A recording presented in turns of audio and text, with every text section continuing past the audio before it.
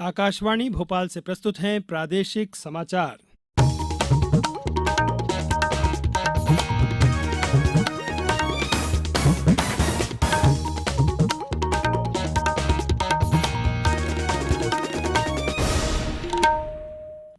नमस्कार, समाचारों के साथ मैं नवनीत चौबे। सबसे पहले इस बुलेटिन के मुख्य समाचार।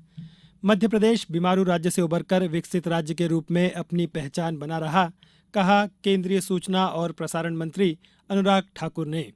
मुख्यमंत्री शिवराज सिंह चौहान ने 53,000 करोड़ रुपए से अधिक की परियोजनाओं का किया भूमि पूजन और लोकार्पण। भारतीय रिजर्व बैंक ने अपनी समीक्षा बैठक में ब्याज दरों में कोई बदलाव नहीं करने का लिया निर्णय और निर्वाचन आयोग ने मध्य प्रदेश सहित 5 राज्यों में आगामी विधानसभा चुनाव सुचारू रूप से कराने के लिए की बैठक। अब समाचार विस्तार से। केंद्रीय सूचना और प्रसारण, खेल और युवा मामलों के मंत्री अनुराग सिंह ठाकुर ने आज जबलपुर में कहा कि मध्य प्रदेश में एक बार फिर भाजपा की ही सरकार बनेगी। श्री ठाकुर ने आज जबलपुर के रानी दुर्गावती विश्वविद्यालय के एकात्म भवन में एनएसएस प्रकोष्ठ द्वारा आयोजित कार्यक्रम मेरी माटी मेरा देश में भाग लिया। उन्होंने युवाओं को पंच प्रण की शपथ दिलाई। कार्यक्रम में श्री ठाकुर ने उपस्थित युवाओं से आह्वान किया कि देश के विकास में अपने अपने क्षेत्र से हर संभव योगदान दें। ये आज़ादी के अमृत महोत्सव के अंतर्गत कार्यक्रम चल रहा है और मेरा माटी मेरा देश में देश के 6 लाख से ज़्यादा गांव से मिट्टी एकत्रित कर हर घर से, हर गांव से, ऐसे करोड़ों परिवारों से मिट्टी एकत्रित करके देश की राजधानी में जब अमृत कलश यात्राएं 7500 ब्लॉक से होते हुए आएंगी, 75,000 युवा देश की राजधानी दिल्ली में इस महीने के अंत में पहुंचेंगे, तो दिल्ली में इंडिया गेट पर अमृत वाटिका भी बनाई जाएगी और वहां पर आज़ादी का अमृत महोत्सव मेमोरियल भी बनाया जाएगा। इससे देश के युवाओं को प्रेरणा मिलेगी कि अगले 25 सालों में हमें अपने भारत को विकसित राष्ट्र बनाना है। श्री ठाकुर ने रीवा में आयोजित कार्यक्रम में कहा कि मध्य प्रदेश देश के सर्वश्रेष्ठ राज्यों में शामिल है। 20 वर्ष पहले मध्य प्रदेश बीमारू राज्य हुआ करता था, अब यह विकसित राज्य के तौर पर अपनी पहचान बना रहा है। श्री ठाकुर ने कटनी में प्रबुद्धजन सम्मेलन को संबोधित करते हुए कहा कि एशियाड खेलों में चीन की धरती पर हमारे खिलाड़ी तिरंगे का जलवा दिखाते हुए ऐतिहासिक प्रदर्शन कर रहे हैं। मुख्यमंत्री शिवराज सिंह चौहान ने आज भोपाल में आयोजित कार्यक्रम में 53,000 करोड़ से अधिक की परियोजनाओं का प्रदेश स्तरीय भूमि पूजन एवं लोकार्पण किया। मुख्यमंत्री ने भोपाल के लाल घाटी क्षेत्र स्थित प्रसिद्ध गुफा मंदिर में बनने वाले भव्य संत भवन का भूमि पूजन किया। भोपाल का यह गुफा मंदिर धर्म और संस्कृति का अनुपम केंद्र है। यहाँ मानस भवन तो बनेगा ही, साथ ही गुफालोक को भी साकार रूप दिया जाएगा। मुख्यमंत्री ने भोपाल से सिंगल क्लिक के माध्यम से प्रधानमंत्री उज्ज्वला योजना हितग्राहियों और लाडली बहनों के खातों में गैस रिफिल योजना की 219 करोड़ की अनुदान राशि अंतरित की। मुख्यमंत्री लाडली बहना योजना के अंतर्गत पंजीकृत बहनें जिनके स्वयं के नाम से गैस कनेक्शन है को 450 रुपये में गैस रिफिल हेतु राज्य अनुदान की राशि का अंतरण आज भोपाल से सिंगल क्लिक के माध्यम से किया गया। आज विश्व मस्तिष्क पक्षाघात दिवस है। सेरेब्रल पल्सी के प्रति जागरूकता लाने के लिए यह दिवस पूरे विश्व में 6 अक्टूबर को मनाया जाता है। इस वर्ष के लिए थीम है टुगेदर स्ट्रॉन्गर। यह दिवस मस्तिष्क पक्षाघात से पीड़ित लोगों और अन्य लोगों में एकता, सहयोग और आपसी समर्थन का महत्व दर्शाता है। मस्तिष्क पक्षाघात एक ऐसा विकार है जो व्यक्ति के चलने फिरने और संतुलन बनाए रखने की क्षमता को प्रभावित करता है। इस अवसर पर एम्स भोपाल के physical medicine and rehabilitation PMR विभाग ने एक सार्थक और शैक्षिक जागरूकता कार्यक्रम का आयोजन किया। G20 देशों के संसद अध्यक्षों का 9वां सम्मेलन इस महीने की 13 और 14 तारीख को नई दिल्ली में होगा। सम्मेलन की थीम है एक पृथ्वी, एक परिवार, एक भविष्य के लिए संसद। लोकसभा अध्यक्ष ओम बिरला ने आज नई दिल्ली में मीडिया को बताया कि इस वैश्विक आयोजन में 25 संसदीय पीठासीन अधिकारी, 10 उपाध्यक्ष और 50 सांसद भाग लेंगे। उन्होंने कहा कि इस सम्मेलन में स्वास्थ्य, शिक्षा, कृषि और ऊर्जा से संबंधित विषयों के साथ जलवायु परिवर्तन पर गहन विचार विमर्श होगा।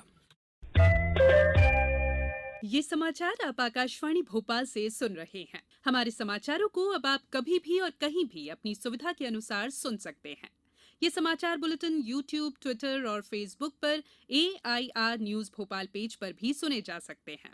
इसके अलावा आप हमारी वेबसाइट newsonair.nic.in पर अथवा AIR न्यूज ऐप पर भी समाचार सुन सकते हैं। समाचारों में एक बार फिर आपका स्वागत है। भारतीय रिजर्व बैंक की मौद्रिक नीति समिति ने अपनी द्विमासिक समीक्षा में ब्याज दरों में कोई बदलाव नहीं करने का निर्णय लिया है। आज मुंबई में समिति की बैठक के बाद गवर्नर शक्तिकांत दास ने कहा कि समिति ने सर्वसम्मति से रेपो दर में कोई बदलाव न करते हुए इसे 6.5% पर बरकरार रखा है। रिजर्व बैंक से जारी बयान के अनुसार व्यापक आर्थिक और वित्तीय घटनाक्रमों के विस्तृत मूल्यांकन के बाद समिति ने लगातार चौथी बार ब्याज दरें अपरिवर्तित रखने का निर्णय लिया है। परिणाम स्वरूप स्थायी जमा सुविधा दर SDF 6.25% और सीमांत स्थायी सुविधा दर MSF तथा बैंक दर 6.75% पर बनी रहेगी। निर्वाचन आयोग ने मध्य प्रदेश सहित 5 राज्यों में आगामी विधानसभा चुनाव सुचारू रूप से कराने के लिए रणनीति तय करने के बारे में नई दिल्ली में आज अपने पर्यवेक्षकों के साथ बैठक की। मुख्य निर्वाचन आयुक्त राजीव कुमार तथा चुनाव आयुक्त अनूप चंद्र पांडे और अरुण गोयल ने सामान्य, पुलिस और व्यय पर्यवेक्षकों के साथ विचार विमर्श किया। ये पर्यवेक्षक चुनाव के दौरान चुनावी प्रक्रिया की निगरानी में महत्वपूर्ण भूमिका निभाते हैं। जिन राज्यों में विधानसभा चुनाव होने हैं उनमें मध्य प्रदेश, राजस्थान, छत्तीसगढ़, तेलंगाना और मिजोरम शामिल है। केंद्रीय कृषि मंत्री नरेंद्र सिंह तोमर ने चंबल अंचल को उद्यानिकी महाविद्यालय की सौगात देते हुए कहा कि अब अंचल के किसानों को उद्यानिकी की स्नातक शिक्षा दी जाएगी। वैज्ञानिक तकनीक से फल, सब्जी, मोटे अनाज, मसाले, फूल की फसल से शिक्षित प्रशिक्षित किसान अपनी आय को दोगुनी कर सकेंगे। चंबल के गांव रतनबसई में निर्मित होने वाले महाविद्यालय का भूमि पूजन आज केंद्रीय कृषि मंत्री नरेंद्र सिंह तोमर द्वारा अंबाह के पचासा मैदान पर किया गया। श्री तोमर ने बताया कि यह महाविद्यालय 300 एकड़ में विकसित होगा। इससे किसानों को जहां उन्नत प्रशिक्षण मिलेगा वहीं रोजगार के नए अवसर मिलेंगे। इसका लाभ चंबल अंचल के नज़दीक उत्तर प्रदेश, राजस्थान राज्य को भी मिलेगा। चीन में हांगजांग एशियाई खेलों में भारत ने 22 स्वर्ण, 34 रजत और 39 कांस्य सहित कुल 95 पदक जीते। भारत फिलहाल पदक तालिका में चौथे स्थान पर है। भारत ने अपने 100 पदक के लक्ष्य की ओर तेजी से काम कर रहा है। आज हॉकी में भारत ने जापान को 5-1 से हराकर स्वर्ण पदक जीता। तीरंदाजी में भारतीय रिकर्व महिला टीम ने कांस्य पदक के प्लेऑफ मैच में वियतनाम को 6-2 से हराकर कांस्य, जबकि पुरुष टीम ने फाइनल में दक्षिण कोरिया के खिलाफ रजत पदक जीता।